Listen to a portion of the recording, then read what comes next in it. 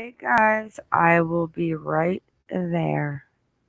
Hi Jen, Julian, Gold Runner.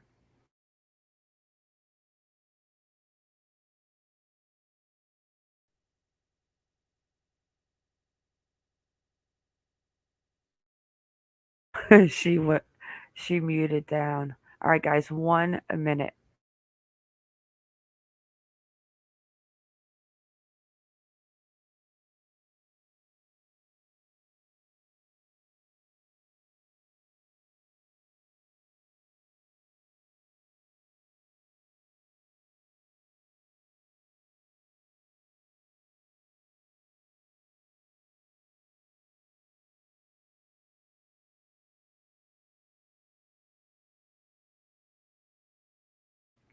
All righty.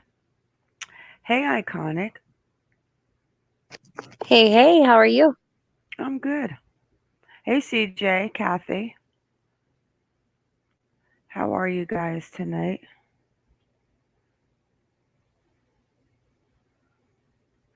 Did you guys have a good Halloween? You have any candies for me? Yeah, I could definitely send some candy your way. Yeah, you and your little Hershey miniature bag. I'm going I'm going trick or treating in your neighborhood next year. My son just has a way. I don't know what he said to that woman, but she gave him an entire bag of candy. I actually said to my neighbor Ruth, she's older. I said, "Hey, what? Let's go trick or treating," and she's like 5'2", and I said, "We'll just put a sheet over you, and you can be like my kid that goes and just get like a little voice box and be like trick or treat." Don't be suspicious. I was not even going to even touch on this, but as I was looking for something on his page, I found this update an hour ago. Interesting about Brian Landry. So they're saying Sarasota County, Florida Sheriff says Brian Laundrie, by all accounts, probably committed suicide, and he was right out there where we thought he was. And the Northport Police Chief says Laundrie was presumably already dead when they became the lead on the case.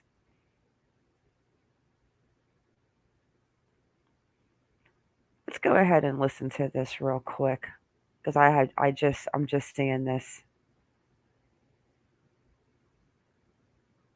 Do you know where Brian Laundrie is right now? Yes. That was Northport Police Chief Todd Garrison back on September 16th when he said he knew where Brian Laundrie was.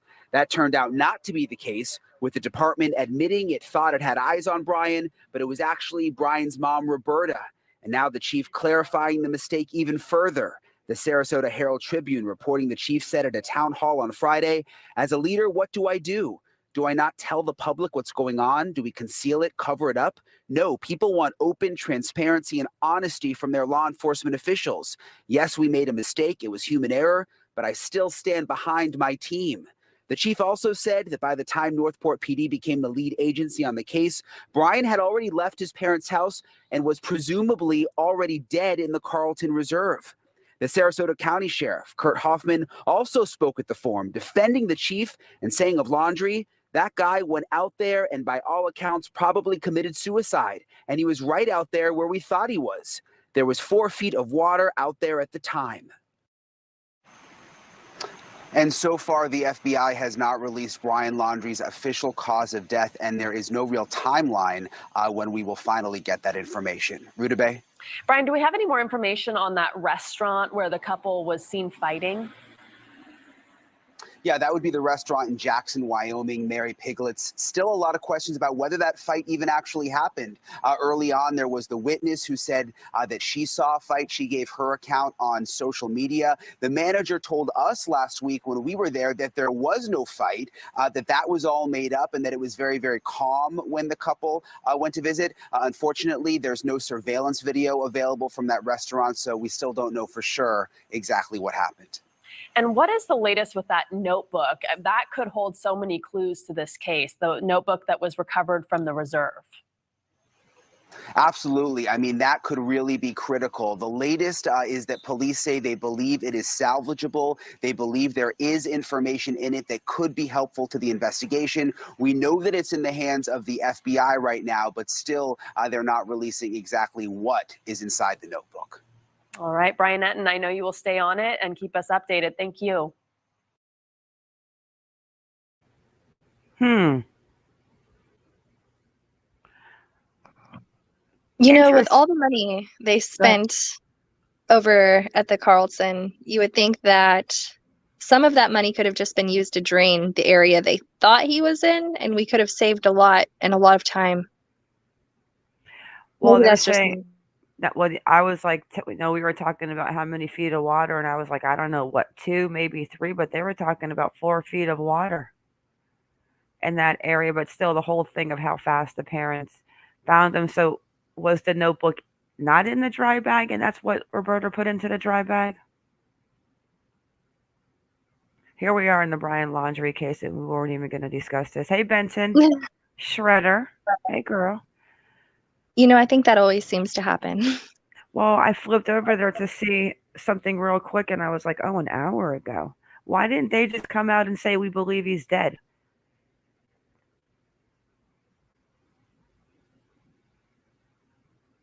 They had a Yeah. lot of time to come out and say anything.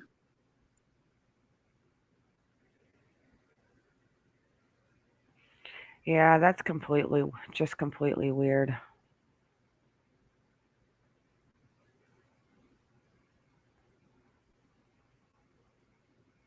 And when he did go to the restaurant, supposedly, where they had that fight, Brian Enton, they told him that they didn't, nobody had a fight. So maybe they don't want to be involved, and they're just like, yeah, let's just say that because we don't want to deal with all of the media. That makes sense. A lot of unwanted attention, too.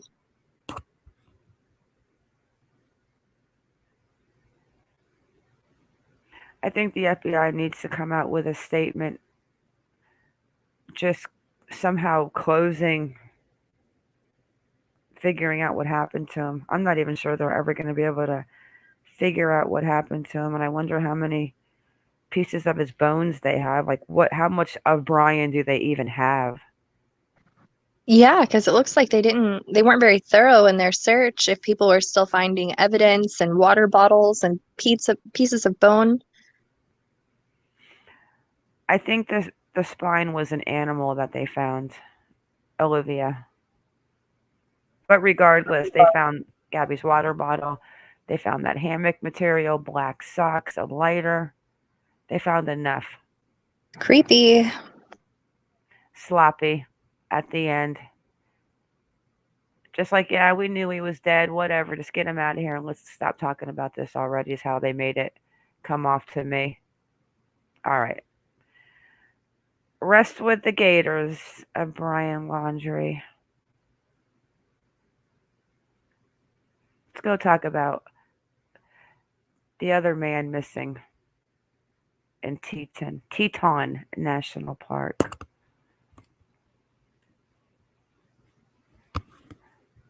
And this poor mother, I couldn't even imagine having to come from Ireland to find your child.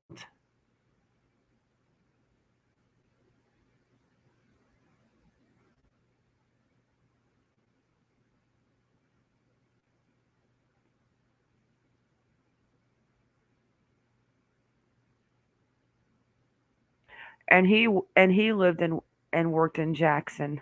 Cian McLaughlin.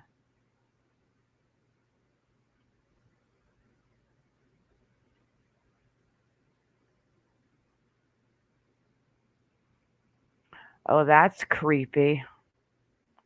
Shredder says, I noticed last night that Gabby's body was left in a spot that Brian could have hung his hammock. Ugh. Ugh. I don't know. I'm still creeped out by the 800 feet away finding the other body.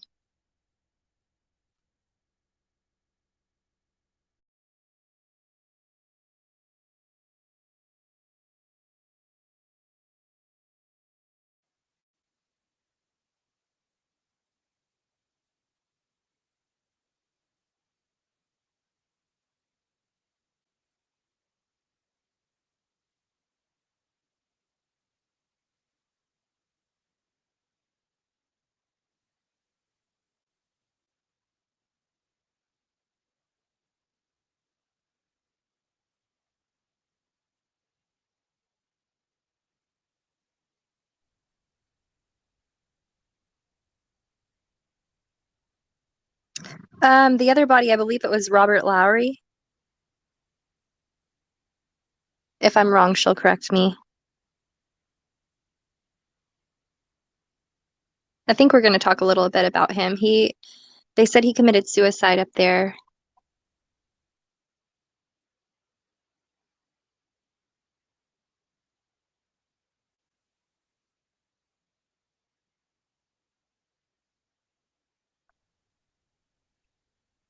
Did we lose you, Mar? No, I'm here. I thought you're done. I'm waiting for you because I don't want to talk over you and be rude. Oh, we're going to Oh, no, talk you're about, good. yeah, so we've got, since June, Brian Laundrie flips out, kills Gabby. You have a man that goes on vacation from Houston and kills himself, and he's found 800 feet from Gabby. Now we have Cian McLaughlin, who was missing, who lived and worked in Jackson from Ireland. He was a dual citizen. He's missing. His mom's looking for him.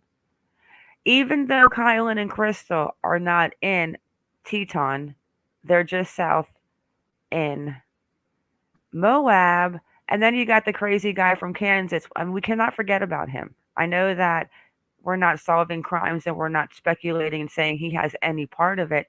But this crazy monster is the new word, guys, for an SP. This monster stole a motorcycle, goes all the way to Utah, and he's 60 miles east directly from Crystal and Kylan's campground with pictures of him camping. And you can see a dog. You can see he's got a friend. So he's not like, he met a lot of people, he said. They thought he was a nice guy. And remember, they said he was too dangerous. This is a quote, too dangerous to be released into society. And he's up there making friends, acting like a regular Joe. Yes. I'll show you guys his picture in a minute. We'll talk about him. And I'm following him. He is still in jail in Utah. Why? He lives in Kansas. He is escaped from a mental hospital where he convinced two female co-workers, not co-workers, guards, that he was some charming Prince Charming, and they helped him escape through 5 locked doors. He stole a motorcycle and he cruised out to Utah. And not only does he have camp gear, but he was arrested at a campground 60 miles on the other side of Kylen and Crystal. Gen B, we don't want him back here. The only thing that doesn't add up with that is you would think by now, honestly, think by now they would have put 2 and 2 together if it was him. But he's a creeper and he is a bad man. He is so bad. What Iconic said is that people like this, you never let out of prison. Hey, gamer guy. Wasn't he actually working some odd jobs and making money on top of that? I think that's what we read. Oh, he went there. He was renting a room at that little place. He had friends. He was going to their kids' birthday parties and stuff. Yes. Oh yeah, he was like fitting in just like nothing. Eating food. He was on posting pictures of his camp tent gear on Instagram or Facebook, whatever it was. And then he got nabbed. I would just think he'd be back in the mental hospital by now if he wasn't being looked at for something else in any capacity. Let me see if I have a quick picture of him because I was not even planning on talking about him tonight. But John Freeman Colt. You can't forget that creeper's name. I might have the picture of him with his stolen motorcycle. Where are you? Here he is. Let me share the screen and then let's move on because I really can't be live for hours tonight because I have a super early appointment an hour away from here tomorrow. But this is the man that we're talking about.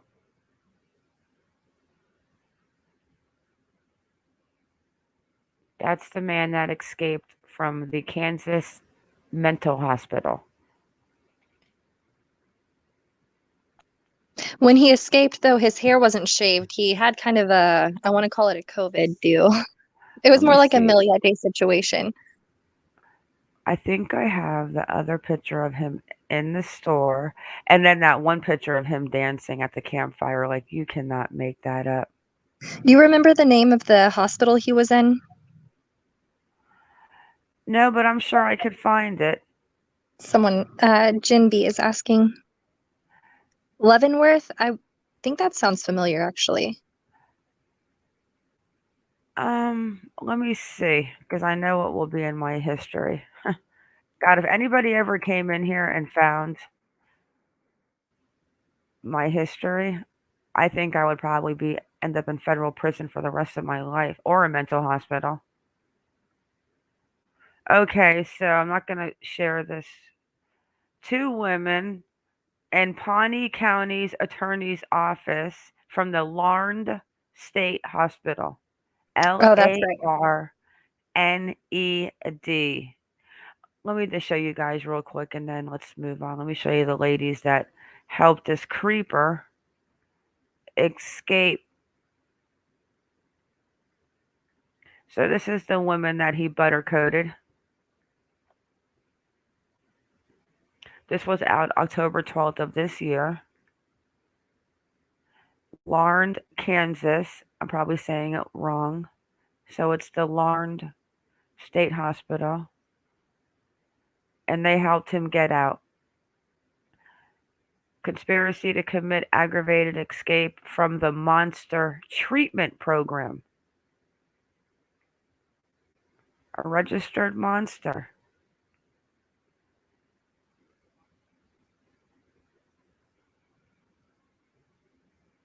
Leonard. He coaxed those 2 women into thinking he was some sugar daddy. I don't know how he did it. He must have some smooth talking skills. What do you think, Iconic? I'm wondering if they brought him the motorcycle. I love her. I don't know. We're so random. We're talking about how do you think he escaped? And she says, I Well, wonder if they brought him the motorcycle. I mean, how deep did he get with these women, you know? Like, they fully made him a badge. They're like, we're going to help you escape. You have no money and no, no prospects in life, but you're amazing, man. We've got to get you out of here.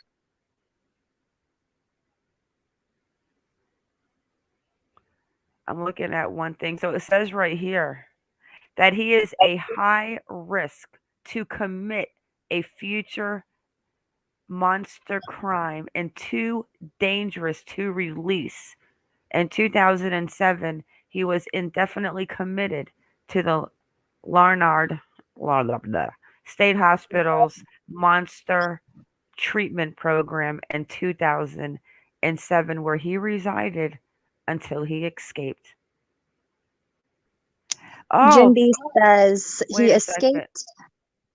I have to go back and show you guys because I have never read what I'm reading right now. We really got to stay focused, girl. We have 2 people that we need to get out there, but the next live that we do, it is going to be so scary, guys. What we found out, another man. Oh, geez. No, And not just one. yeah, but we don't even mention the names.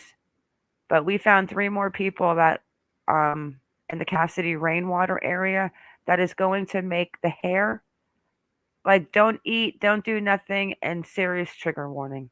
That's all I'm gonna say. But it's starting to unfold, and this is not a coincidence. But anyways, real quick, let's get back to this thing, and I'm not going to.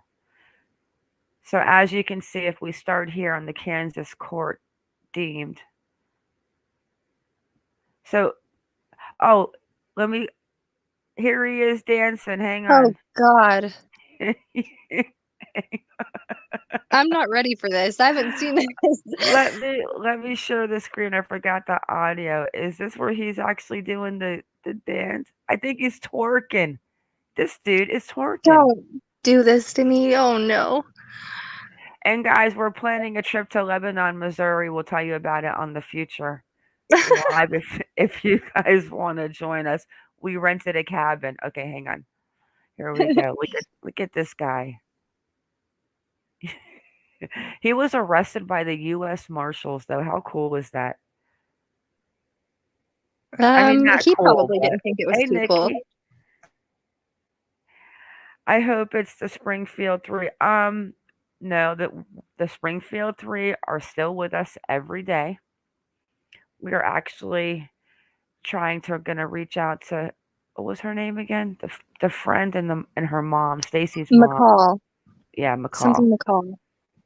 We're still waiting for Rice to call us back. I don't think Rice wants to talk to me, obviously. Sheriff Rice. So on Wednesday, I'll be calling him again, but tomorrow I just have a lot to do. So we may go live tomorrow night, though, with the information we're talking about tonight. But let's watch this complete, very creepy man. Like, this man should be like in a Hannibal Lecter glass cage, is what I'm thinking. Like, he's that scary. Yeah, he is.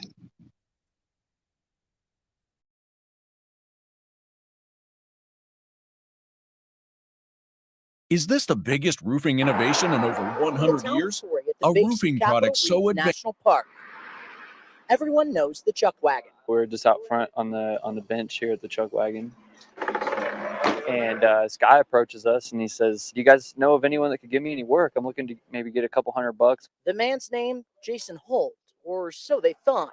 People befriended him quickly. He works for us for a solid 2 months. He's hanging out with us every day. We just clicked as best friends. We drove everywhere. We explored the whole county. We did everything. And I never got that bad vibe. That was until Monday night, when one man saw Jason's picture on the Fox 13 Facebook page on a wanted poster from the U.S. Marshal's Office under the name John Colt. Shortly before 6 p.m., received a phone call from a citizen in Torrey. Said he'd seen this gentleman on the news. So police jumped into action. While we were in our staging area, coming up with a plan, to approach the camp, Mr. Colt drove by on his motorcycle. The chase was on, leading them down State Route 24. Speeds in excess of 100 miles an hour. Deputy Gully was able to get ahead of him, blocked him in, and he pulled over and surrendered. And I mean, it was 4 hours from my phone call to Sheriff Jensen to the time he was captured. We spoke with the man who made the connection, who didn't want to be on TV, but showed us where he frequently stayed. This is one of the places that he stayed when he was here. Yeah, so he would work here every day, go in there to cool off. We got a recliner in there. I was like, well, I mean, you've been hanging out in the shed. You're more than welcome to stay in there. Inside this cabin is where he slept. Right. So that recliner there behind you, that would be his bed for, multiple nights. Those we talked to shared this video of Colt dancing. Pay attention to the shirt, because it's the same one on the wanted poster from the U.S. Marshal's Office. All of this was hard to believe for the man who says they became best friends. But he was going to birthday parties with me and fishing with me, and he just acted a normal guy. But there was one thing. It kind of did click to me, because he mentioned that he had kids in Kansas. And I'm like, well, why don't you contact your kids? It's like, it seems more important just to stay away from the kids. Colt is now behind bars in Sevier County. He was definitely a danger to the public. Thanks to the hard work of law enforcement. Anytime we can get a sexual predator off the streets, it's always a good day. We did talk with the Grand County Sheriff's Office about the murders of Kylen Schulte and Crystal Turner. They say they are aware of Mr. Colt, and separately they're following up on any leads or tips as a part of that homicide investigation, but not yet tying those two together. Of course, we'll keep you updated. In Torrey, Spencer Joseph, Fox 13 News, Utah. Is this the biggest roofing innovation in over 100 years? A roofing product so advanced that it can lower your energy bills without solar panels or batteries. This previously unknown product will soon be available across the United States, thanks to a collaboration between a computer science graduate and the nation's leading residential roofing company.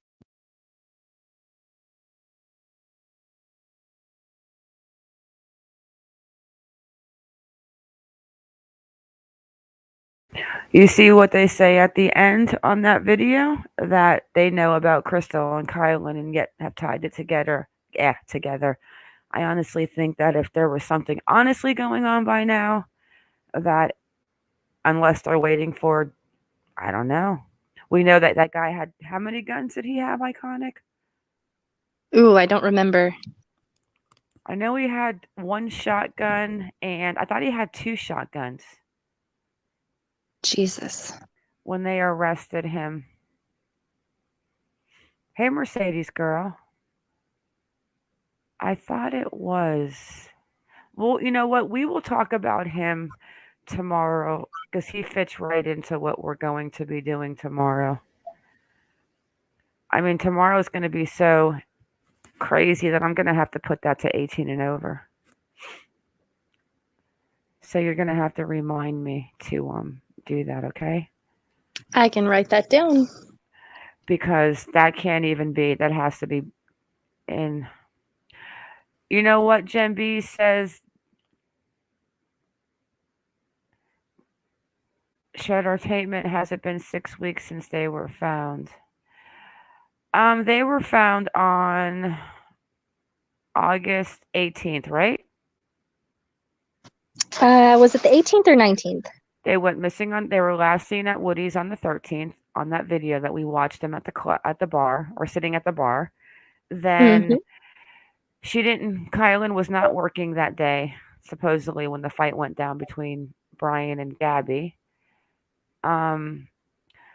She didn't show up for work on the 14th. You're right. It was the 18th. Cindy Sue was going to go out there, but it was getting dark, so she was going to wait till the next day. So she went out there in the morning of the 18th. She found Kylen. She didn't go and find Crystal because she got scared, but most of us know the story of that. And we've left her a lot of Facebook messages, and she has not returned us because she probably doesn't realize that we're sitting in her message request folder.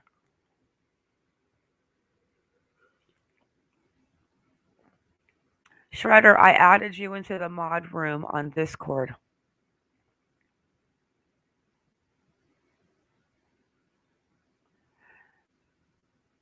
I'm trying to think, when was Weirdo arrested? Kansas City Creeper. Let me look it up. It was right around the time when Morgan Sessions went missing. All right, back to the topic at hand. There's two people I want to speak about that are missing, and just the second story is really bizarre. I actually heard about it last year, but it slipped my mind, and Brian Enton brought it back. He was arrested on the 28th. Okay. So, Creeper Boy, that has the dance moves, he was arrested on the 28th. And he was literally arrested at a campground 60 miles to the west of where Kylen and Crystal were found. And he had two guns on him. I'm pretty sure they were shotguns.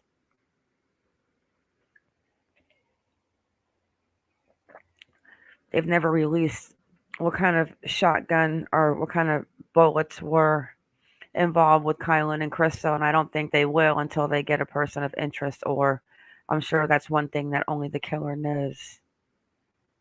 All right.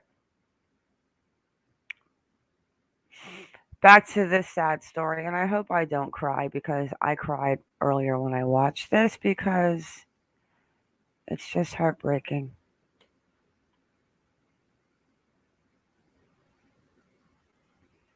Imagine being all the way in Ireland and you find out that your child's missing.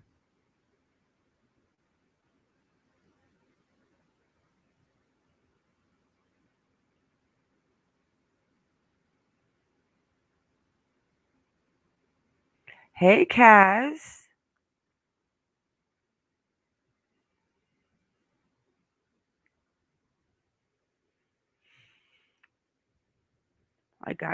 I've got Cleo's home address from Kaz. So next time we get an update on Cleo and we speak about her, we'll go have a look at where she lived.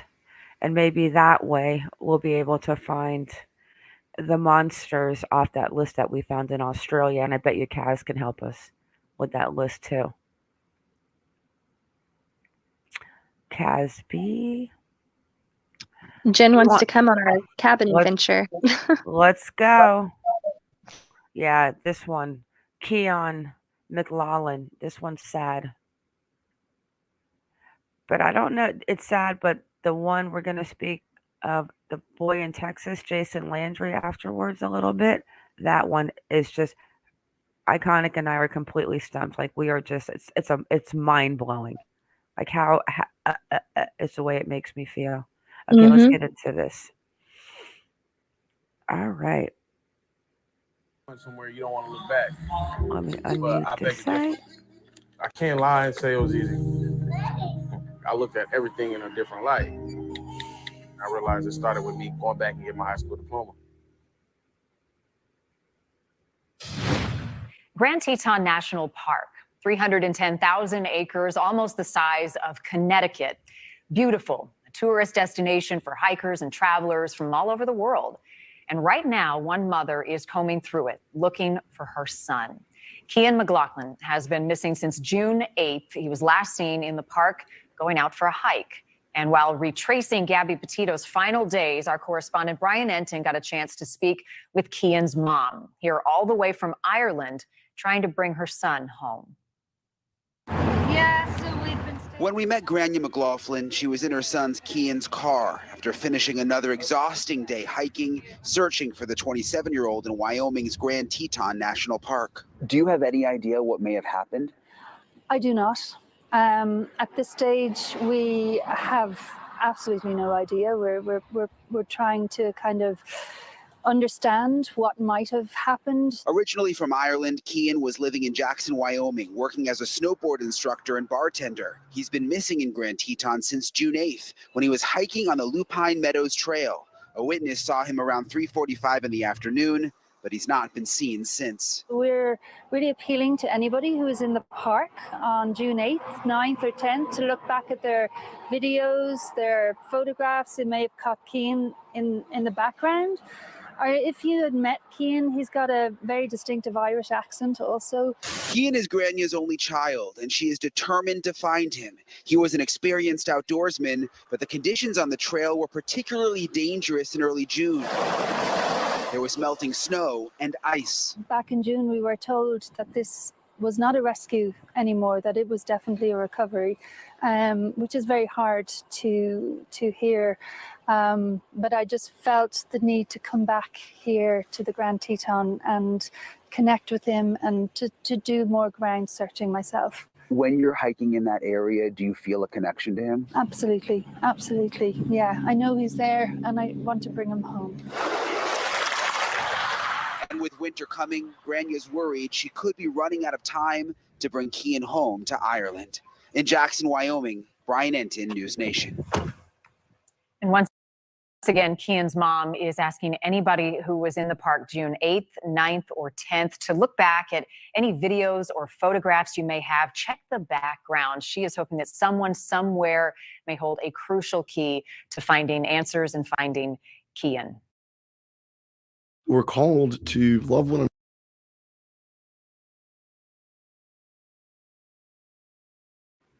another. Heart-wrenching. I know, but he is definitely an avid hiker. He's a snowboarder instructor.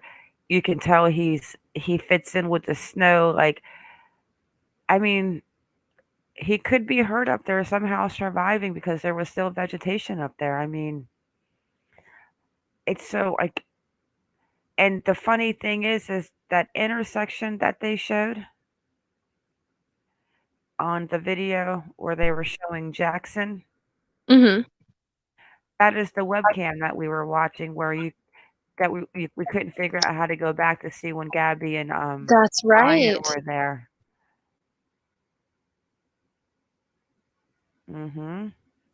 So many little coincidences. It's at the town square.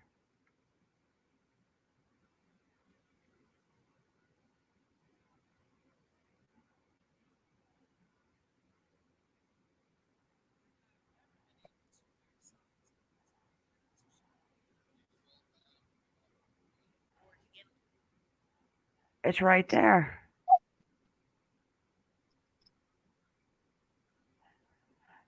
Literally, I that's remember that. that's the Trader store. The Trader store is the store on the left. And then there's another angle from this another camera angle diagonally from that Trader Post store on the other side to the right where you can see like 24-hour live cam. But you could only go back 12 hours, remember? And I know that H-Bird, we were all like, let's go back and see if we can find Gabby and Brian on it. But that was the cam.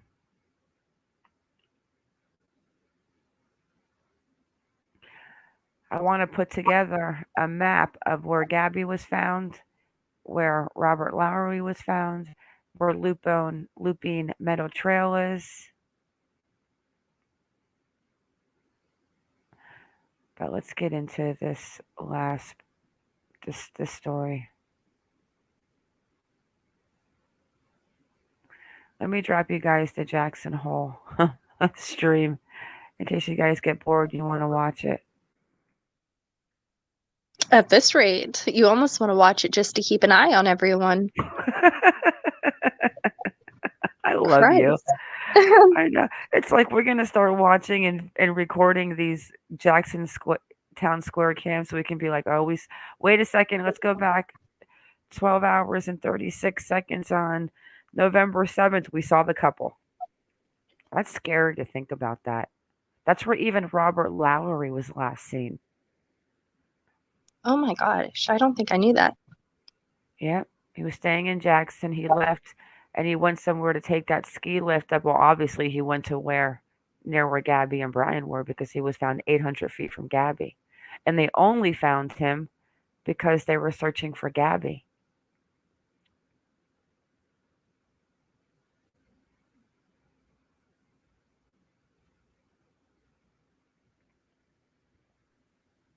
Benton says you always see hikers standing around there. I mean, that makes sense. Where? At Jackson? That little square area, yeah. Now, this is probably one of the most bizarre stories I've ever heard, and I actually forgot about it until Brian Enton brought it back up. And I thought, why are you talking about him? He's not. He's from Texas. But this one is crazy. All right, let me make this bigger. For you, this is a crazy story. Crazy.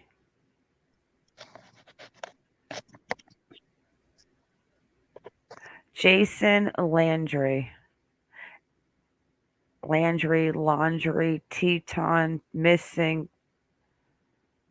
This one kind of reminds me of the Dane Elkin story a little bit.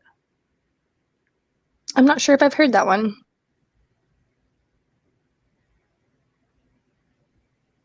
Jason Landry left home in 2020 and has not been seen since. Should we play the video? You want me to play the video first and then? Yeah, let's go for it. Okay.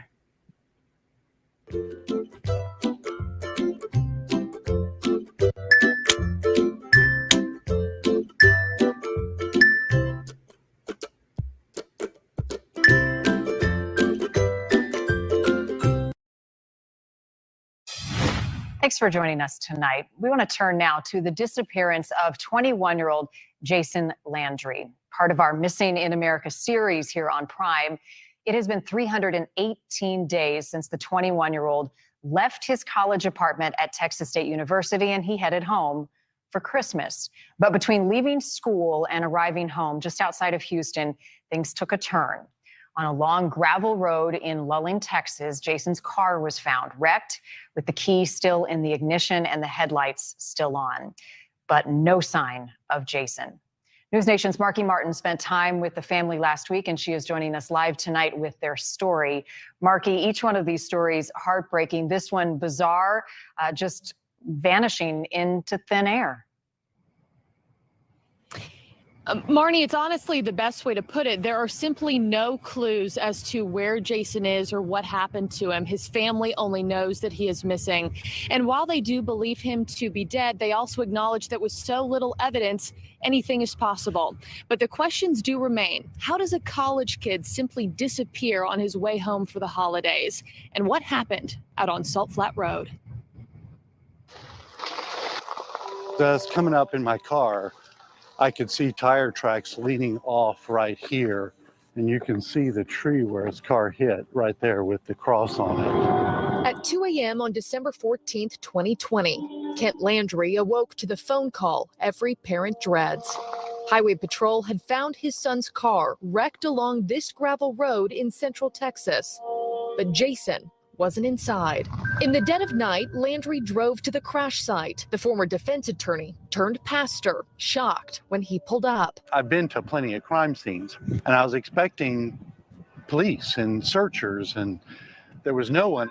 Landry quickly making a startling discovery. See, this is his flip-flops. A pile of his son's clothes. Socks, shorts. Some bloody, strewn across the road. And I could tell that it was Jason's clothes because Jason wears crazy socks, bright yellow SpongeBob, and I knew those socks and I recognized his clothes. But with temperatures near freezing that night, clothes would have been a lifeline. 3 thoughts flooded the father's mind. Why on earth was his son on this road, so far off the main highway? Where was Jason now? And why was no one looking for him? You cry when you think of your child walking down this stupid dirt road in the middle of nowhere. I wish I'd never heard of Salt Flat Road. Landry still finding pieces of his son's car as we walked with him down Salt Flat Road 10 months later. This is part of his car right here. Still wondering why law enforcement didn't react more urgently. It's frustrating because we don't have hard answers. Captain Jeff Ferry is the lead detective on the case. He admits early on things weren't done perfectly. There is no inventory conducted. I don't know why. That's a Highway Patrol question. The trooper does not go into the vehicle. I don't know why. That's a Highway Patrol question. The trooper does not place a hold on the vehicle. I don't know why. That's a Highway Patrol question. And it's those first hours that haunt Kent Landry to this very day. You know, the thing as a parent, you visualize your child walking down a dirt road in the middle of nowhere, not knowing anyone, looking for help. And that's the part that hurts. Yeah. So that stays with you. Eventually, the searchers did come, blanketing nearby woods and farmland, checking every abandoned home and outbuilding for miles. Since Jason's disappearance, there have been 7 large-scale search parties involving hundreds of people. Canine units, horses, drones, and still nothing. Not one confirmed sign of Jason Landry. Just this month, people trained with Texas Search and Rescue fanned out, using artificial intelligence and nearly a year's worth of drone images to check 86 places where the computers thought Jason might. But none of them human. There's no definitive information proving one thing or disproving another. And the things that we do feel extremely confident in, people don't like those. Detective Ferry says he has absolutely no evidence a crime occurred, no evidence someone else was involved, and no evidence anyone harmed or kidnapped Jason. We've heard drug cartel theories. We've heard alien. There's just nothing that takes us in any direction outside of here. But the family isn't sold. We just don't have enough to know. So I don't like to think there's a criminal, but then I don't like to think he was just wandering off and something happened either. Jason's mom, Lisa, doesn't often talk publicly about the case. She says she often imagines her son walking through the door or getting a phone call with answers. I guess I don't expect a phone call from him, but sometimes I do imagine him coming home. So who knows? I think it's just more for a way for me to have him close by. A mother's intuition telling Lisa she'll one day have the answers she needs for peace. But until then, the couple leaning on each other and their faith to guide them through the unknown. Every now and then, Kent returning to Salt Flat Road alone to search for his lost son. As a dad, that's the hard part. Oh, yeah, because you spend your life trying to take care of your kids, and then you can't. That stays with you. I hate man.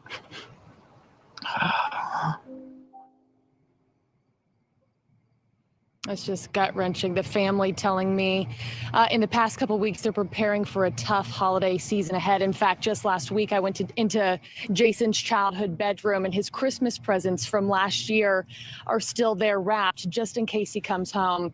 Now, the family and friends have put up a $10,000 reward to any information leading to Jason's safe return or his body. Marnie. News Nation is... Oh, that one makes me feel heavy. Whew. I don't think I've ever seen Marnie's face drop like that after hearing a story.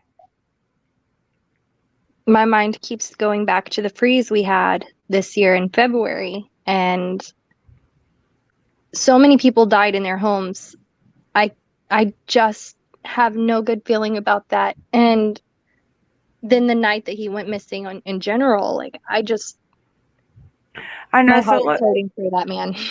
Okay, so let's talk about it. He goes out. We're gonna read some more, look into more pictures, but let me open up these couple of these photos because we know, and he looks different in so many of his pictures, and then the sporadic map that we have to go map real quick and look at because something is just okay. Let's just say, and we haven't mentioned what they found near the car yet. That will be the article. Let's hit that article first, actually. The 86 points of interest real quick. Because another thing after searching and looking that I found really weird was, let me touch these few points real quick. And then I'm going to...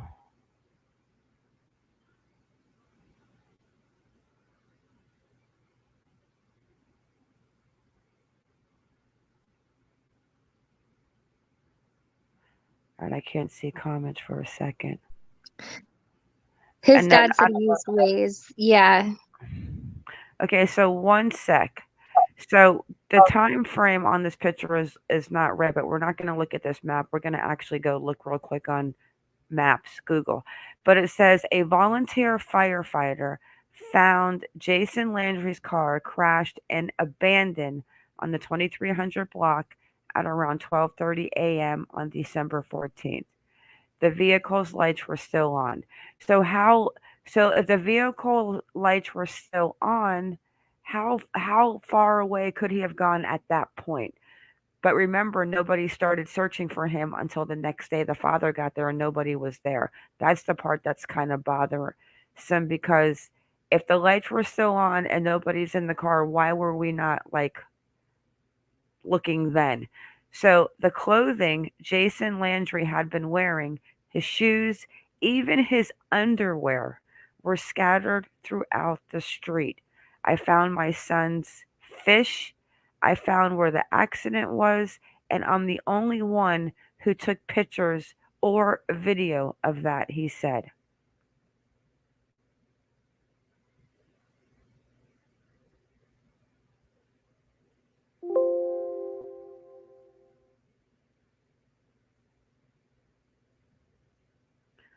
Your thoughts?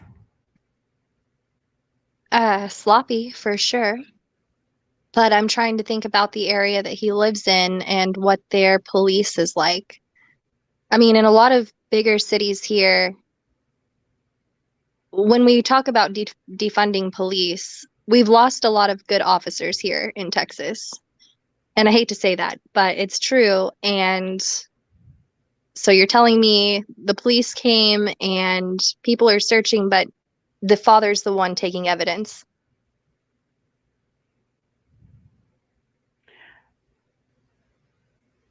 I get that, but my problem is I'm not a guy, so let's just say that you got into a car accident and obviously he hit a tree, and I'll show you guys that after this. This is the latest article. Like, this was just out. Like, when was this out? October 26th.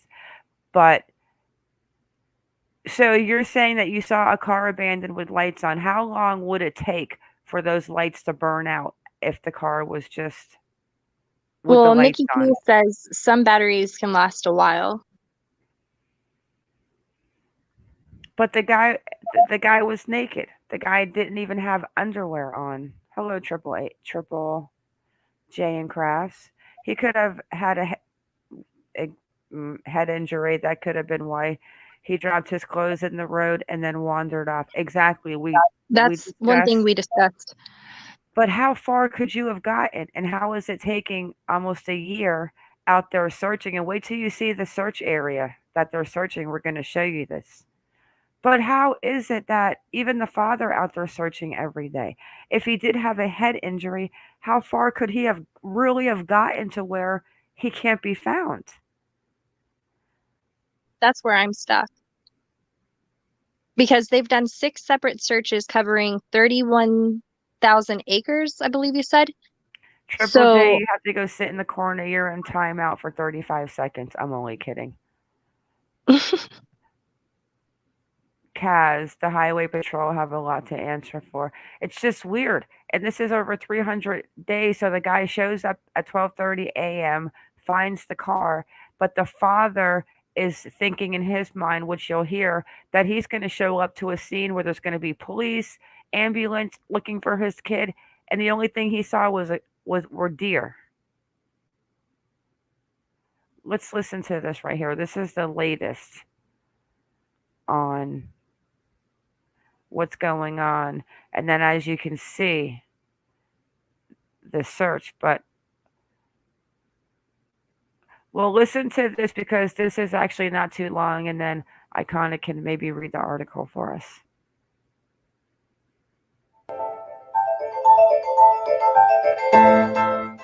Kent Landry is searching for his son. We've been over 300 days searching for him. It's amazing to think that. I mean, this started in December, and here we are in October. 21-year-old Jason Landry has been missing for 10 months. Recently, artificial intelligence led search crews back to Caldwell County, where his car was found crashed along this highway with his wallet, keys, and ID on the inside, but no signs of Jason. We go through life thinking nothing bad can happen to us, and that's just simply not the reality of life. Bad things happen to good people every day. Jason was a student at Texas State University, driving home to Houston for Christmas break. We're just hoping to get some answers and hoping and praying for the best. A little bit. Yeah. Let's go with that then. There's 86 very clearly defined sites that they're going and looking at very meticulously based on all the work they've been doing. Sean Hossinger with Texas Search and Rescue says they've been working effortlessly for months, collecting new data and technology. We're running software looking for the anomalies and specific color patterns and sizes and such there. Joe Houston heads the K9 team, led by this little star Orion, and volunteers. On what you're looking for, the environment and where it is. Like right now, if there's a full body here, it'd be pretty easy to find because of the wind. Like a hand or something is going to be difficult because it's hard to see it. So what we're having to do is Okay, let me interrupt and be rude. So that just answered the question I had, the little cadaver dog. And then he was just stating that they would have found something because of the wind. Something so weird. Maybe aliens got him. I'm only kidding, guys. the finer gritting, but with Orion, we don't have to do as fine because his nose is so good that if there's a human bone out here and he's downwind of it, he'll pick it up and he'll go to it and he'll show us where it is. The team plows through weeds and mud, searching for traces, clues, or anything that could lead them to Jason's whereabouts. Far away from where the young man went missing, but that's the reason why Ryan's out here to try to find that trail. Regardless of today's outcome, Kent says he'll never give up on finding his son. Jason knows the Lord, and that if it's the worst and he's passed away, he's in heaven, which is a better place than here. And we'll still see him. It'll just be he got to heaven before me.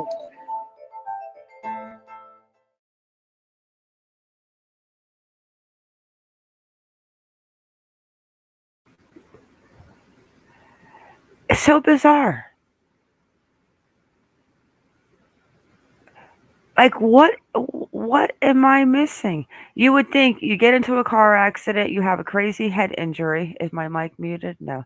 You have a crazy head injury. You wander out of the car, you strip your clothes, but we still haven't mentioned the backpack. So let's go ahead and talk about the other part with the, you know what I'm talking about, but I don't want to. Yes, ma'am. I don't want to give the surprise away. Well, not really a surprise, but let me find that.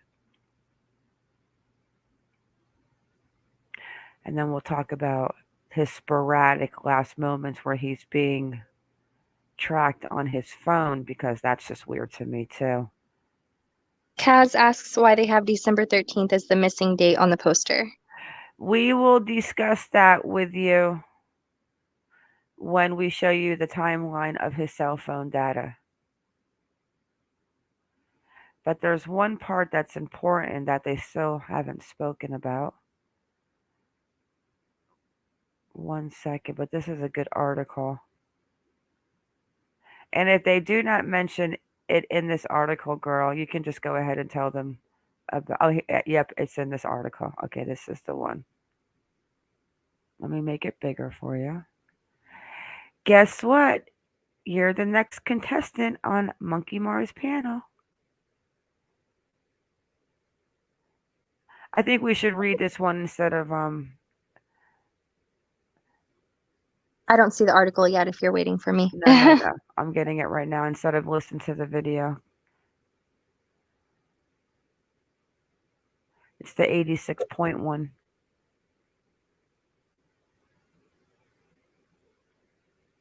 This was posted on October 11, 2021. There are new search images in the effort to find a Texas State student who went missing while driving home from school 10 months ago. Jason Landry, 21, disappeared in December on his way home to Missouri City, Texas, after he crashed his car off Salt Flat Road near Lulling. The car was found abandoned, and so were personal belongings, including clothing, his cell phone, wallet, and backpack.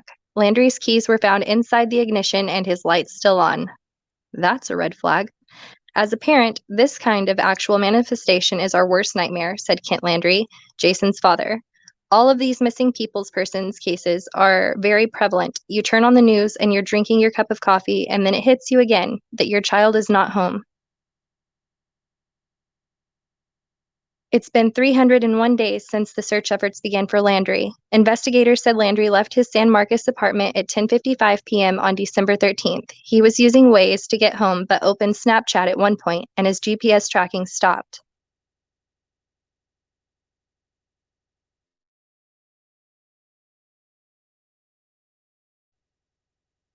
I'll need you to scroll just a little. One sec, let me open up Maps so that when you talk about these parts, I can get to the key points. Okay.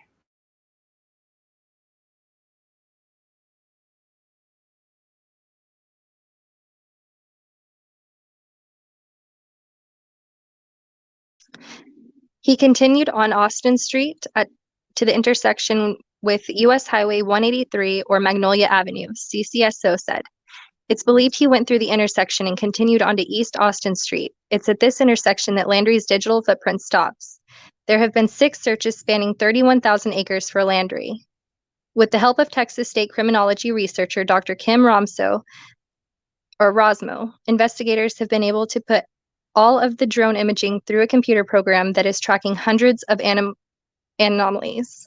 The drone program analyzes those images and looks for color variations in the pictures, according to Caldwell County Sheriff's Office investigator Jeff Ferry. Ferry says the programs we jumped a little.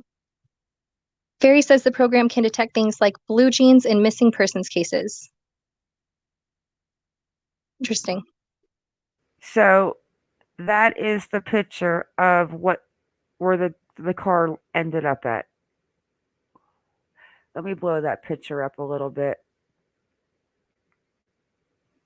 See, I want to share full screen, but if I share my whole entire screen, the problem is that I can't go into StreamYards and see you guys chatting. So I'll pull that up after. But this is where his car was found. And every time his father goes back to the scene, he finds a part of his son's car. Real shitty job on. It's been a lot of sloppy law enforcement as far as I'm concerned. And even though I don't like Brian Laundrie and how that all happened with Gabby and two young two young lives lost over what? Senseless crime. And now this. They just get their cars on, lights on, clothes all over the road, and you'll see another thing they found also. But the father is still finding parts of his boy's car. Let me mic down. We can tell the software, hey, find anything that looks like blue jeans.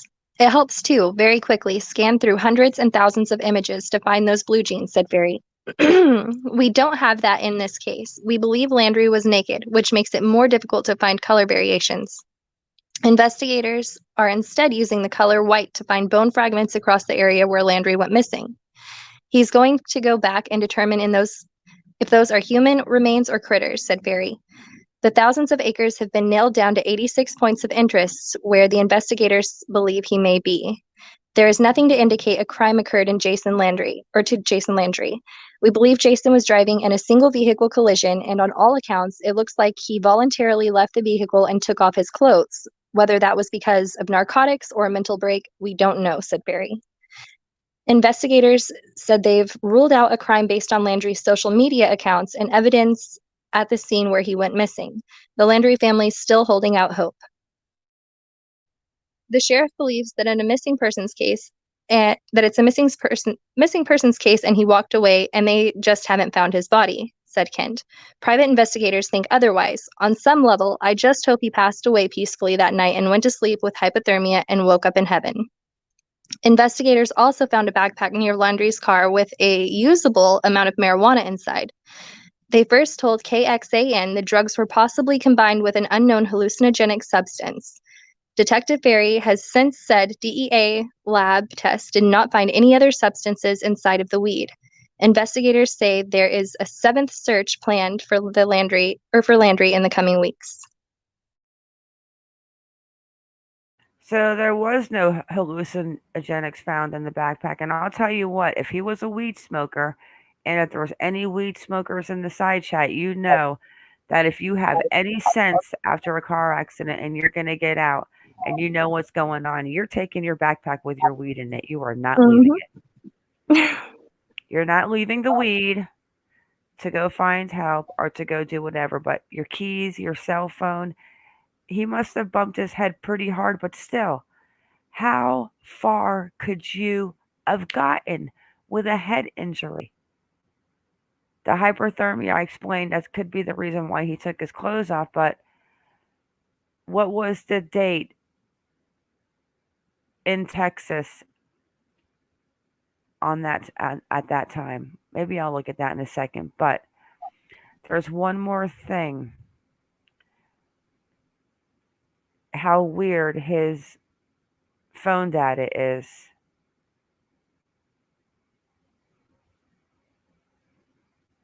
And let me just pull up this one. This is the last one, and then I want to go. To our knowledge, he was alone. That was something I was talking to Mar about, was maybe could he have possibly picked up someone, but we don't know that. Okay, so I might have saw a squirrel run by, but did they mention right there about the Snapchat, or did they not mention that in this article? They did mention it. It made his GPS stop working. So we can't find any Snapchat. We have been digging on him. So the thing of it could have been is maybe he went down to open his Snapchat and he lost control and went off the road and never made the Snapchat, because if he did make a Snapchat, I thought that like they like deleted or something, like Snapchat deletes. Like I have no idea what Snapchat, how it works. Like I'm afraid to even go on TikTok. But if you take a picture on Snapchat, will there be a log that the picture was taken, but just not the picture itself? I believe so. I believe that's the case. I'm not really sure. Do any of you guys know in the comments? I'm sure. Yeah, me neither, Jessica. Not that I smoke it. I'm only kidding. I live in Maine. It's legal here, even if I admitted I did. But think about it. You get into a car accident. Okay, so another part that doesn't make any sense, that his clothes were found scattered in the road where his car was. I know that you're not going to get out of your car, and it's not going to take that long to have hypothermia where you're stripping as soon as you get out of your car. I mean, the only thing I can think is maybe if he was having some sort of mental break because of that, the age he is, that's just a common time for that to happen. He is in college. There could have been stress. Maybe he was flipping out and that could have caused him to lose control. I don't know, but I definitely think there was room for concussion at least. And if that makes you strip, I don't know. Hello, Ash. It just doesn't get cold okay, enough but here. okay, that- so let's just say that he banged his head, he was bleeding, he was hypothermia, he stripped, he went into the woods, he laid down. We're talking about over almost a year. They are searching with, and I'm going to show you guys, extensive. What did they say that they were using? Hang on one second. What was the name of that new tech? AI. No, yeah, it was that, but it was something else. And I think it was on this one right here. One sec, it was weird. This one. This is the page that has a lot of interesting information. Let me share this. Because I don't think they probably shared everything. Nikki says the dad said the phone was under a hard to reach spot. But if you saw that car, that phone could have just slid up under there during that. It looked like it flipped to me. Did you? I don't know if it looked like it flipped, or I'll show you guys the car, and because we just showed you guys, it looked like it hit a tree. It did, but the front and the back were smashed, so I'm not sure. It was bad. Yeah, I'm sure his cell phone was not in the same place it was before he hit that tree. But he could have been, he could have been smoking weed. He could have been going for his phone. He could have accidentally like even hit that Snapchat app when he was maybe trying to like check on where the GP. Like who knows? I'm driving with hands free. I got my phone in a little holder. Next thing I know, I've got maps closed. I've got my bank app opening, and then I've got like Amazon Prime talking to me. I'm like, ugh. So I'm always accidentally opening up apps. Oh, you said you saw a deer. Benton said Nikki said he could have avoided a deer. So that could definitely be the case. Yeah, that's very true, because the father said when he got out there, all he saw were deer. But I'm not going to read this whole article. I'm just going to touch on something about, this was the article that was out, updated October 26th. And we know he's in Lowling. So that's where they keep going back. Like they leave Lowling, they say, they go back to Lowling. Let me put this on my map real quick that I'm starting to show you guys. After I get it together. They keep going back to Lowling, right? Is that what they're saying? Like, and it's a certain. Yes. Okay. And what are they calling basically that? San Marcos. They're calling this technology. There's 86 very clearly defined sites that they are looking at very meticulously based on all of the work that they've been doing, said Landry. So Sean Hans Sediter, well, I know I said it wrong, with Texas Search and Rescue tell us they've been working for months collecting new data. Software has brought them back to eluding once again. We are running software looking for specific color patterns, any sizes. We heard him say that about the bones and the remains, but there was a word that he used earlier. We saw this, and it was something. What was it called, girl? Come on. See, this is where my concussion comes into play and not being helpful. Jessica, I think that maybe someone hit him from behind while he was driving. Let me show you.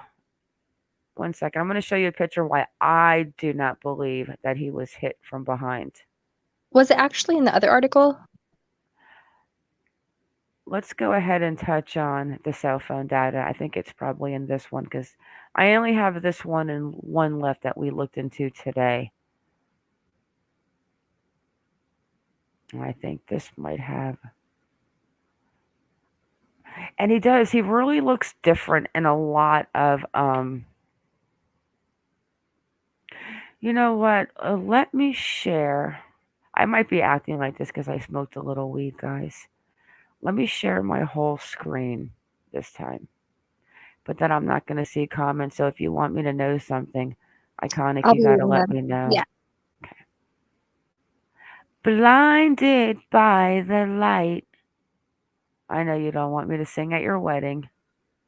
I think we need to find that Unfound episode. Okay. Not the one. This is the one. Go away. Okay. You want to That looks read like this little? a whole different Wait. person. Yeah, because this is the part that's okay. This is the one. Okay.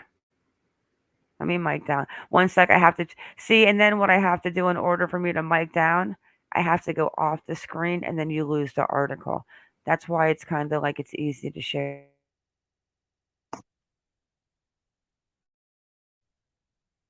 Okay, Lulling, Texas. More details have been released in the ongoing search for missing Texas State University student Jason Landry, including cell phone data tracking his travel before his car crashed.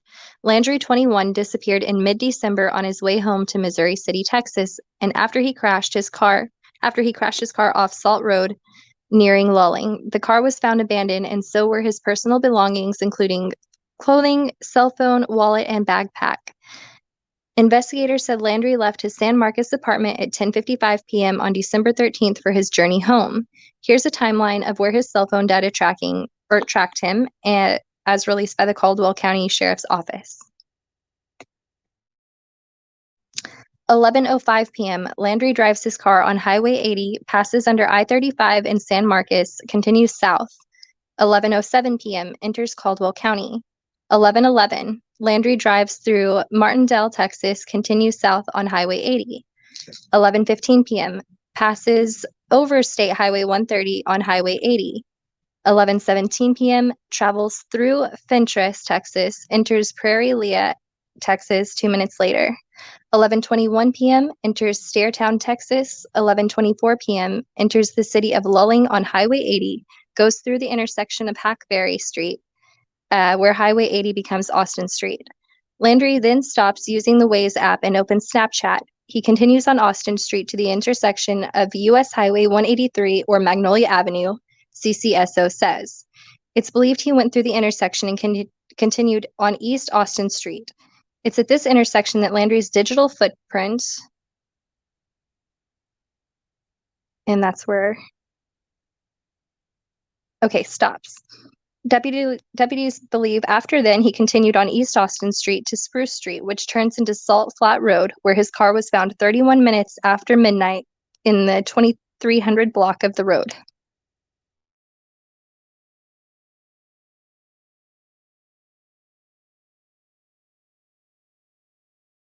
Investigators are now looking to flesh out what happened in the approximate 67-minute window between his cell phone data stopping at the discovery of the crash. The sheriff's office said his phone had signaled and was on, so investigators are still trying to figure out why it appears unused since the Magnolia Avenue intersection. Investigators are also still waiting on some search warrants from social media and tech companies to be returned, CCSO said.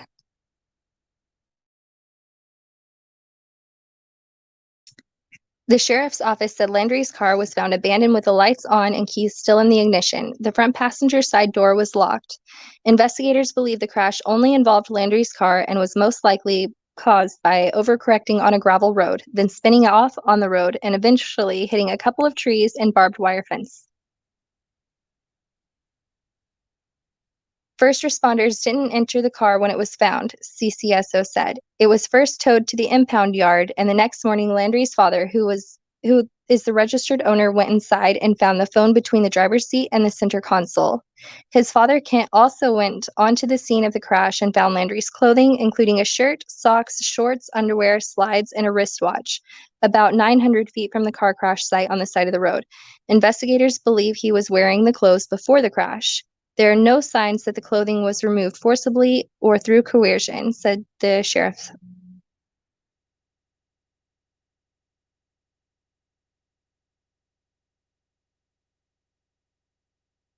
The items were collected by Kent and later released to investigators for processing, CCSO said. Only a single blood spot was found, which was small and did not point to a serious bodily injury.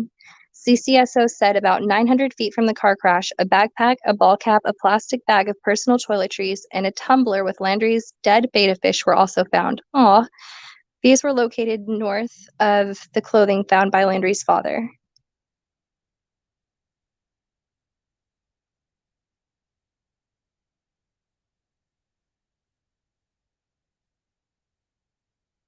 Inside the backpack was a wallet, a usable amount of marijuana, a laptop, and gaming equipment, said the sheriff's office.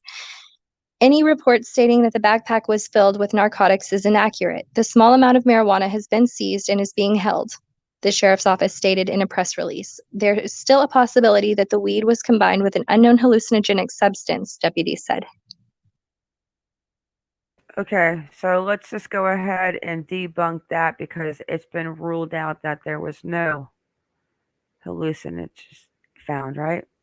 Yes, and I just want to go back and say, before I read that, I didn't think that hypothermia was really something we should be worried about, but then seeing that he was wearing a short sleeve shirt and wearing shorts and slides, and this being Texas, I don't believe our weather was that cold until February when we had our blizzard. So Well, I'm going to look right now at the temperature while you finish up this part because you know Okay. we all got to know because we're so freaking nosy.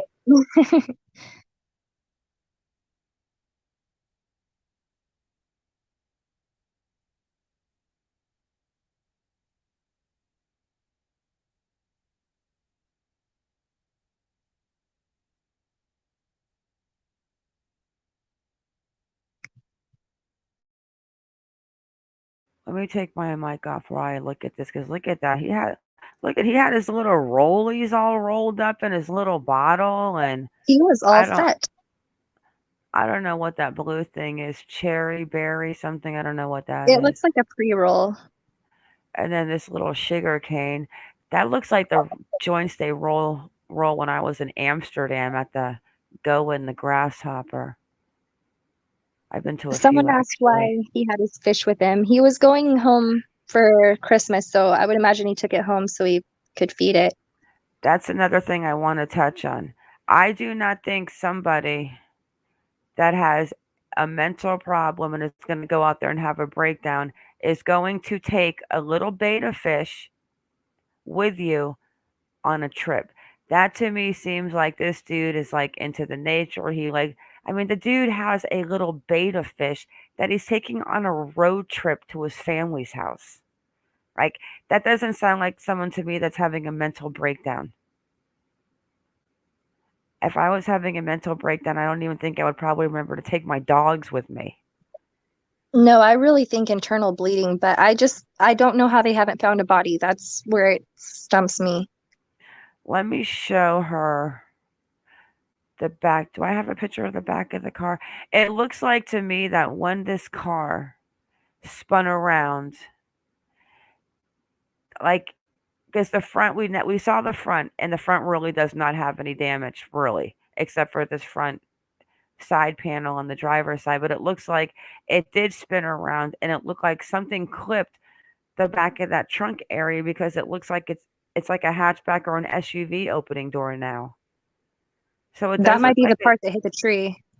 yeah, it does look like it spun out, and it could have hit a couple things into the spin. But the back end and that front driver's side is definitely torn up.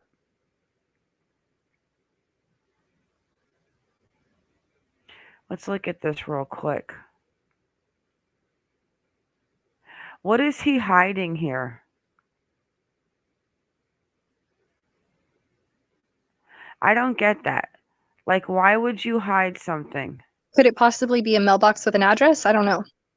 Well, why would it have to be that? A mailbox with an address? I mean, I really don't know. Could be a person who doesn't want to be on camera. Well, that's very true. That's the only thing, because I see something sticking out right here to the left on the top. Is that like a scary face? Ooh. Creepy. I didn't even notice that. Right? Ooh, I see you. So that's where his clothes were found, just like out in the middle of the road.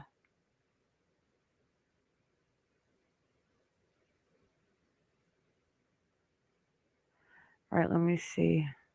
Oh, we got to finish that article. Weird.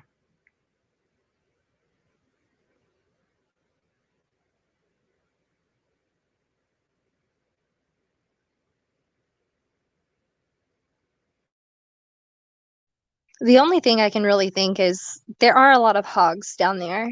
And I mean, if they found him, they wouldn't leave anything behind.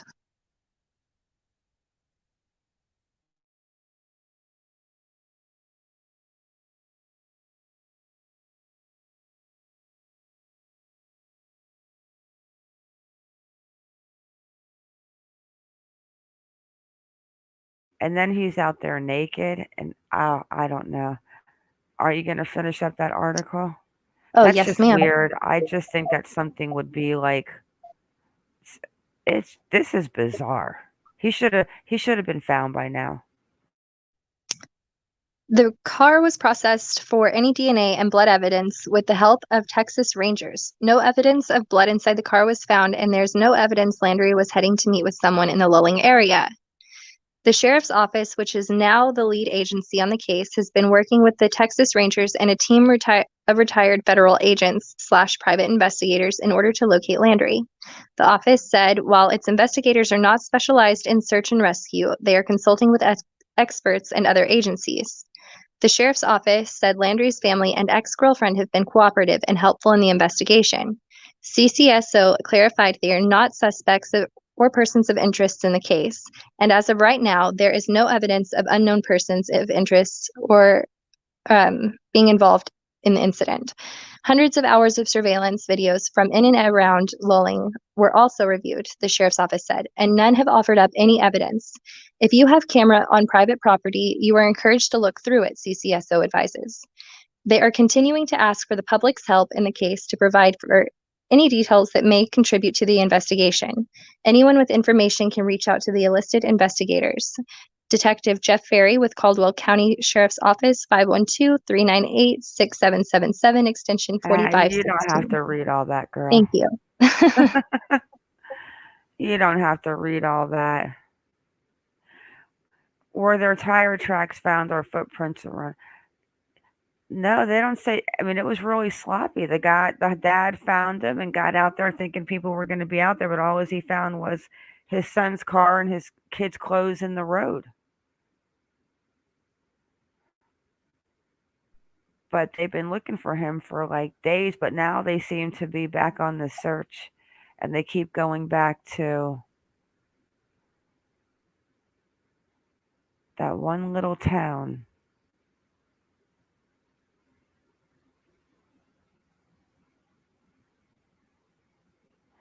Right over here.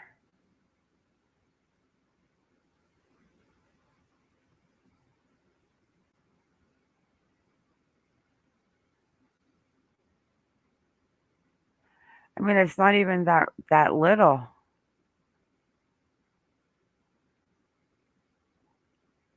But something keeps bringing him back. But what could possibly be bringing you back there? The guy left everything in his car, and the guy left naked. And he's not naked in this residential neighborhood.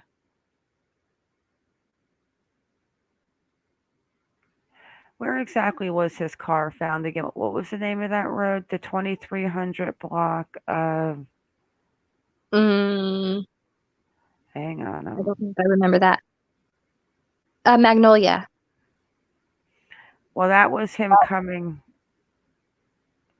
2300 Salt Flat Road is where it was. Oh, yeah. Let's go to Salt Flat Road real quick. Oh, the comments savvy too. And it was the 2300 block. I can't see comments right now, guys. Let's go see where this. I haven't seen anything about tire tracks or footprints. I haven't heard about footprints. I haven't heard anything. The only thing is that everything was found by the car.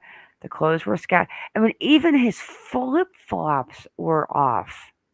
Like, who goes out into the... Let's go check out the terrain. It wasn't freezing, but it's definitely, I mean, it is cold here. Oh, I forgot to check on that. What was the date again? December 17th? Oh, Lord. I'm not helping you right now. 2020, a temperature in Luling, Texas. Shredder thinks the car looks like it rolled. I do too.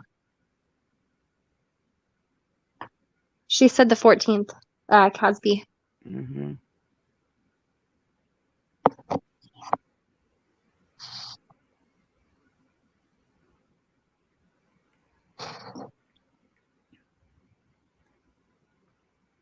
Okay, so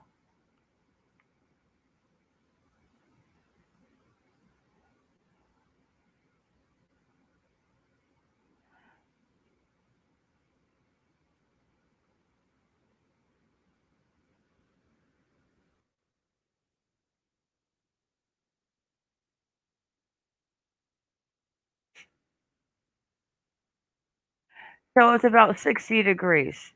You are not 16 degrees Celsius and 16.8 Fahrenheit. You are not getting hypothermia in 60-degree No, weather. that's what I'm saying. We didn't have really cold weather here in Texas until around the blizzard, and that was in February. So whenever I'm hearing hypothermia, I'm not even entertaining that.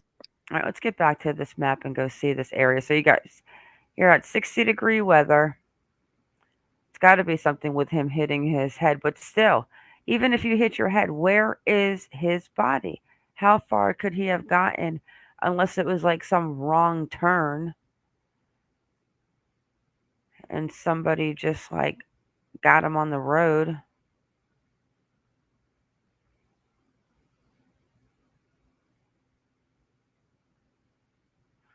Let me open up that picture for a second, even though it's pitch black. I doubt that creeper's... Okay, let me see if I can see any... Okay.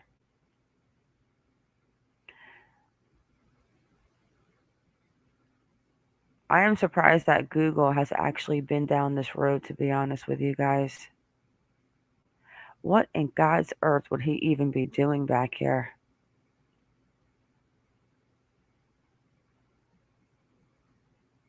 It just says the 2300 block, and that's basically where we are.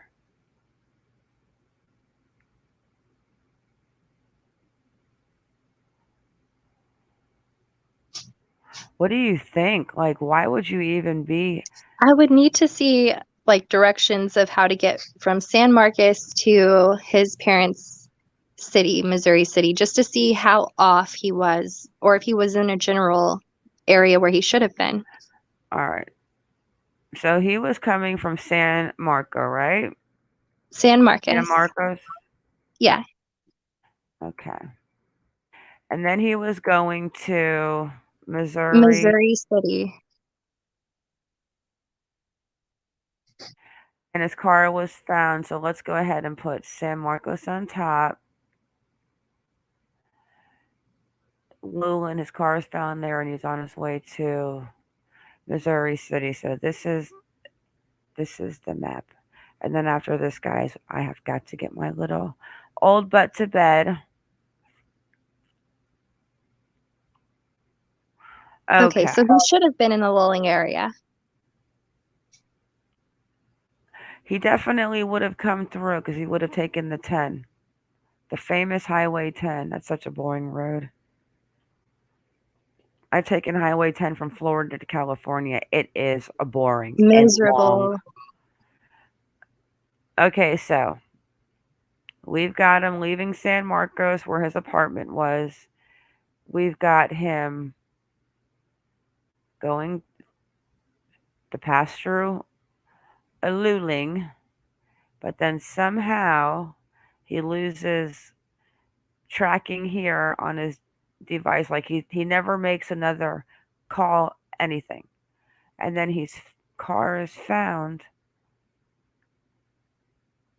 up here in the 2300 block of Salt Flat Road. I mean, that's definitely a random turnoff. And that is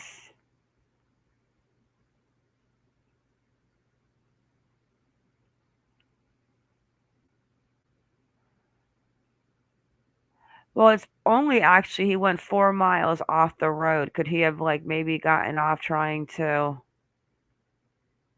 Maybe some gas and food. I don't know.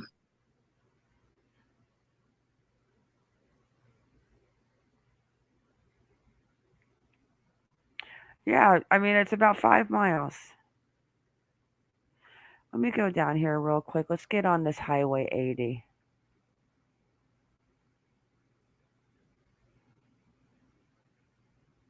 That's not it. We're on Walnut Road. See if we can get back on there. That's what you get, guys, with a lady driver.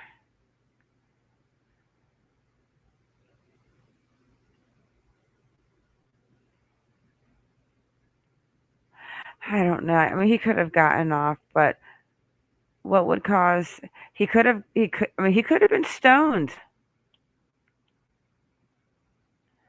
I mean, he could have been high.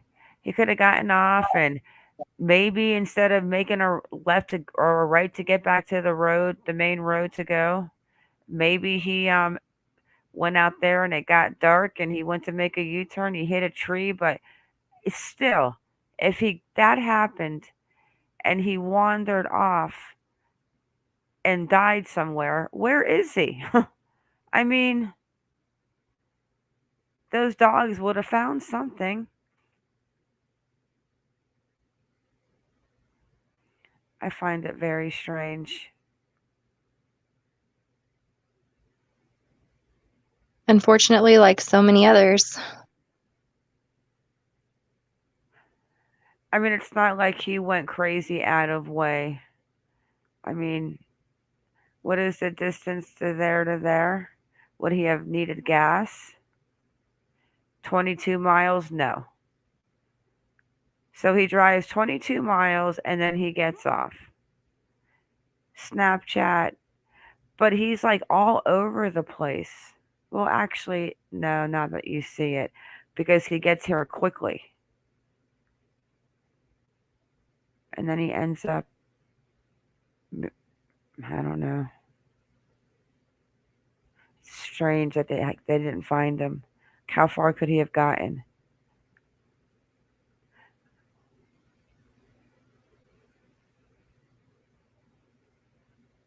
I mean, it's desolate, but it's 5 miles from from a big area. I mean, how old is he? 21? Yeah, he's 21. Yeah, he could have walked 5 hours back if everything was okay. 5 miles, he could have made that walk. Something's weird.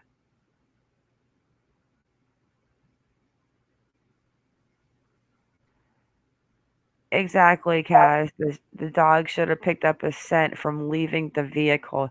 You are absolutely correct. The blood smell dogs and cadaver dogs should have picked up something if that was the case. How far could he have gone?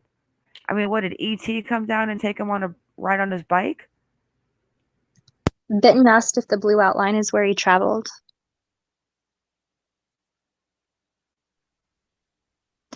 So he started up at that left line and worked his way to the middle where it branches off upward.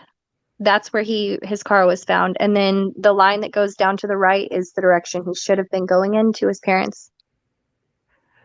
Yeah, he was traveling from San Marcos, Benton. He was going to come all the way down into Missouri City, right over here. But something happened and he stopped all communication. They couldn't track his phone anymore. And his car was found right here. And he was naked, obviously, took off all his clothes, left everything, left the drugs, left the backpack, the phone, the laptops, the keys that were in the ignition. The lights were even on. The lights were on when they found the car. How far could he have gotten? The passenger door was locked, Benton, so they're saying they don't think someone was with him unless they thought to lock it before they left the scene. I can't imagine getting in a car accident like that and getting out and locking the car. Yeah, that seems like a lot. Unless it was jammed locked and you had to get out a different way. You know? Yeah. Unless maybe the lock got smashed or broken or something. We don't know, Benton. Supposedly he was alone. This was literally 25 minutes after he left his house. So I don't know if he left on an empty tank and would need gas, but I don't know if most people head on a road trip and don't fill up, because I would fill up.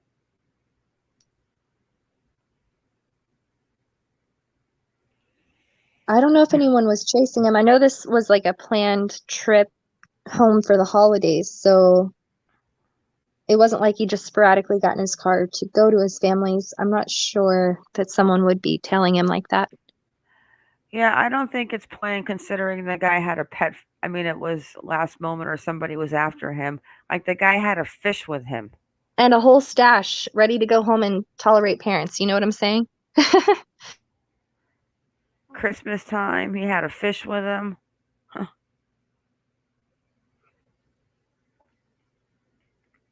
I do not think that like I don't think he's on a weird mission with like I don't think you would bring a little pet fish with you. I don't know, Benson. He doesn't come off as he's a college kid. He was leaving to go visit his family for the holidays with his pet fish. And he was a weed smoker. I mean, weed smokers seem to be kind of passive, not really wanting to fight.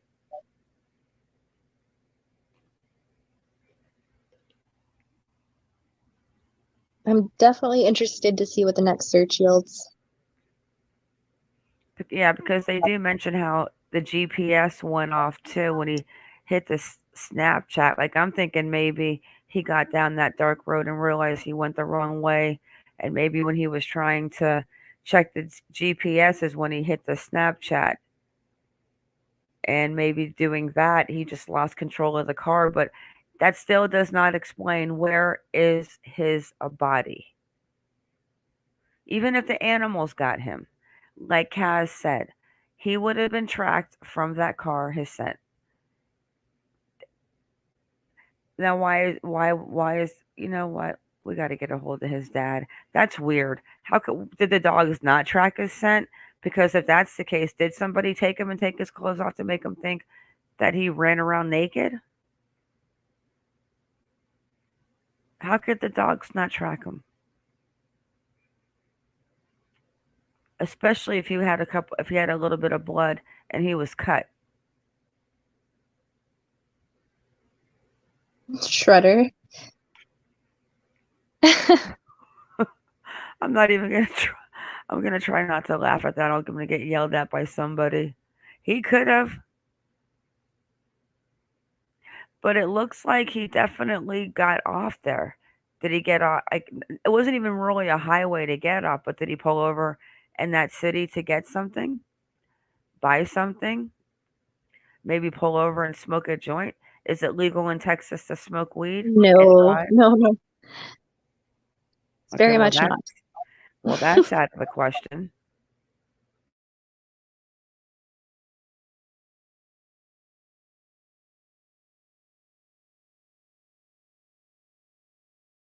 Looks like he comes from a good family. I mean, something's weird though with that. Now I need to know if the dog's actually, because they don't mention that at all about the dogs tracking his scent.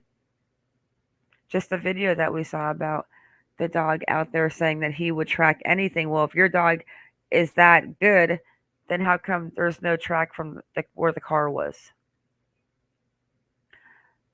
You know what, Kaz? That's a very good. I'm not sure what they've done forensically. It doesn't sound like much.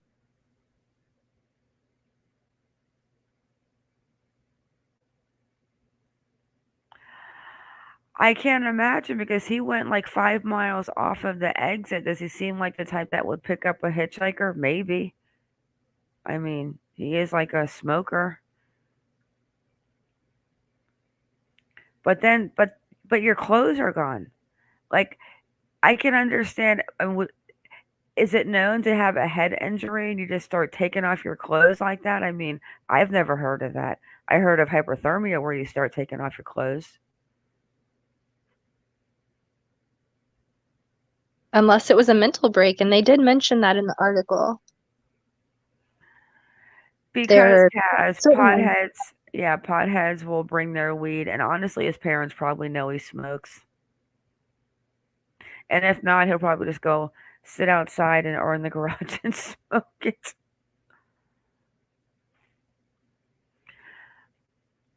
I think the last worry on the parents' mind right now is the weed in the book bag. I think they would like to know where their son's body is.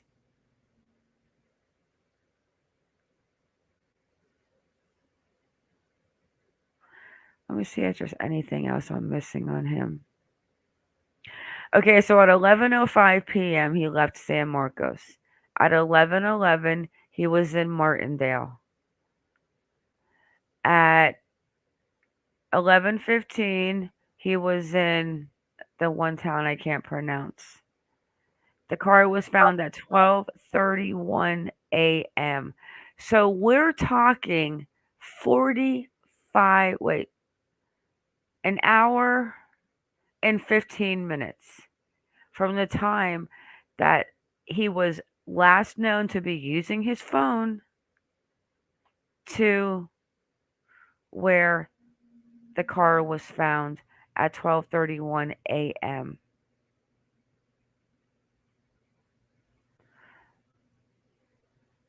Let me show you guys this.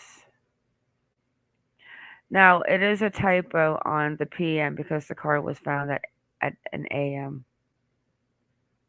And then I've got to get my butt to bed.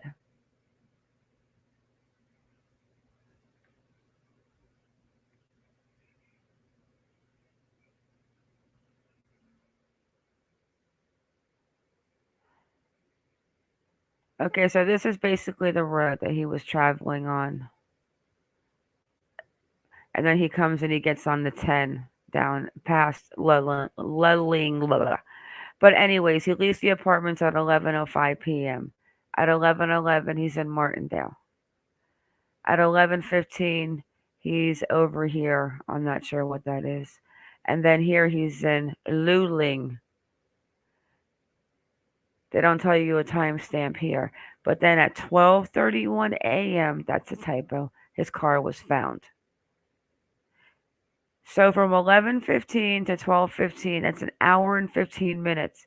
So when they did get out there, that would have only have given him an hour and 15 minutes, actually less, depending on how long it took him to drive from the 11:15 p.m. call to where his car was found.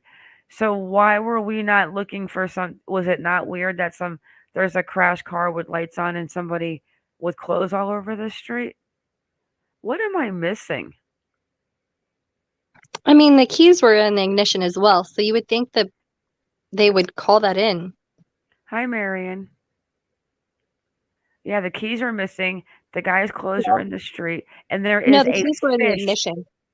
Yeah, in the ignition, and a fish, and a fish.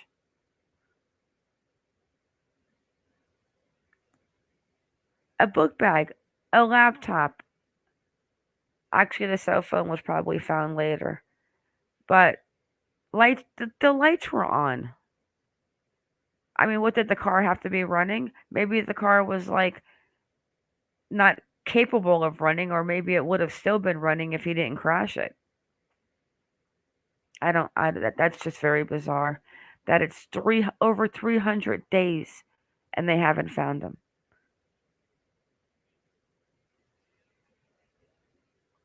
They said the houses are very scattered. Kaz. No, we're definitely going to look more into this. Something so weird about that, though. I want to know why the dogs didn't catch a scent by his car. Or if they did, and if it ended somewhere. I'm going to have to look into it. All right, guys. Thank you all for coming in. Iconic, thank you like always. Thank you. Everyone have a good week. Stay vigilant and keep your babies safe. We'll look further into this case. Reach out and see if we can get a hold of a family member. Because definitely something's weird. Do you want to tell them real quick before I end the preview? You can't give anything away about the next live scary 18 and over preview? Let's just say we're touching back down in Missouri. It's not yet tied together, but it's going to make everything that we already know in Missouri a lot scarier. It's getting deeper, and it's growing by 6 people. Now, these are 6 people that are not yet, or if they may never even be connected, but if they're not connected or if they are connected, these are some, you guys are not going to believe what we're going to talk about. It's I'm never absolutely going chilling. to Missouri. Oh, I'm never going to Missouri. It's chilling, and it is what scary movies are made of, honestly. But on that note, guys, have a great night, and I'll see you next time. Good night. Good night.